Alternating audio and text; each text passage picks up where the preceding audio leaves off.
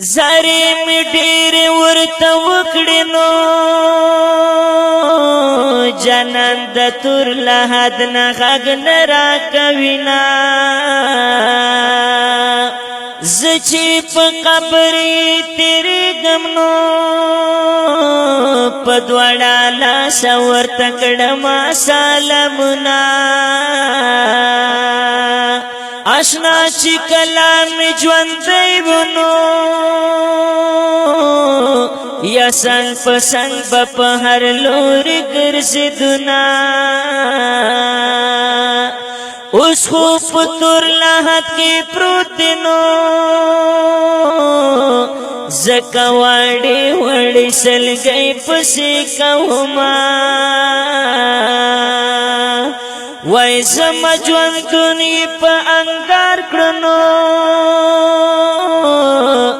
لکه مجنون په تور غرو ژوند تېرومه جانان یو ځل ردرومه په خوبونو کې ناست یم هر وخت په سوچونو کې ډېره ته یادېږم جانان یو ځل ردرومه په خوبونو کې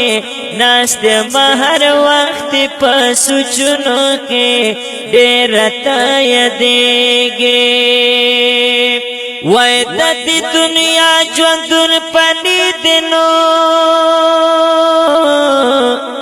مرګ ځواني ته صبر نه کوي مینا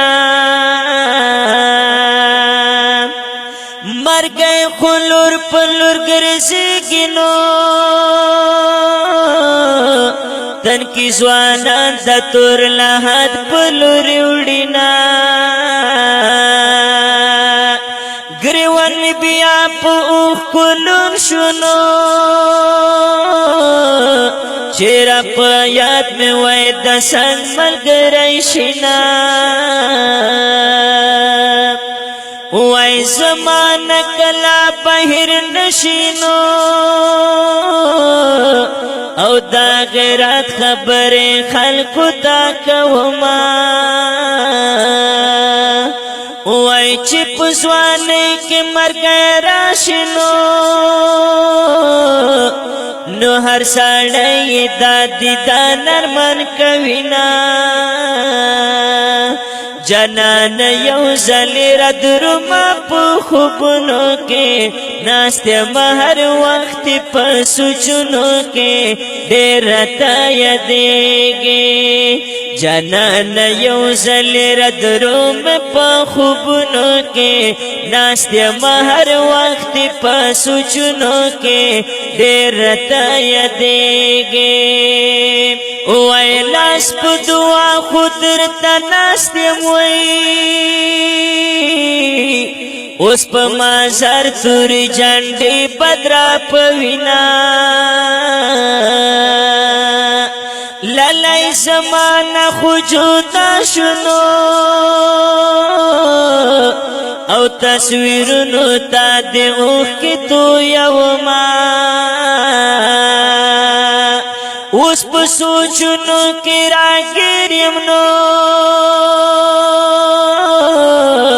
د غم ټلونه مې هر وخت زنګوينا وای د غم نه ډک شعرونه لیکلو د زړه راګونه مې نوروالی غوسوينا وای عمر علي حق سره بس کړنو دست مصری میں نور پسڑا سوری کوینا عمر علی حق سارا پاس کرنو دست مصری میں نور پسڑا سوری کوینا جانان یو ځل ردرومه په خوبونو کې ناست یم هر وخت په سوچونو کې ډېره ته یادېږي وای جانان یو ځل ردرومه په خوبونو کې ناست یم هر وخت په سوچونو کې ډېر راته یادېږي ډېر راته یادېږي ډېر راته یادېږي د غمجنې مصرې په آواز دی د محترم رور عصمت الله جرار او شاعر دی ډېر محترم عمر علي خاکسار او ریکارډینګ حافظ اسف الله خیلی ډیجیټل ساوند سټوډیو بنو والسلام زارې مې ډېر ورته وکړې نو جانان د تور